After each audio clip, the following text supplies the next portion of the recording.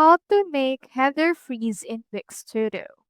So head over first to your editor, and then we have in here our actual header. Now once you have done that, just head over and then just click onto your header and then click onto this open inspector option. It should be able to open this. Click onto this design option right here, and under the header settings, you can see the scroll effect. So as of right now, it scrolls with the site. So whenever we scroll down, the header disappear. So if you want to make header freeze and stay on all of the pages, even if you scroll, click onto the scroll with site, and you can choose in here the freeze option. So the freeze option offers you this header, and even if you scroll, it will not actually disappear.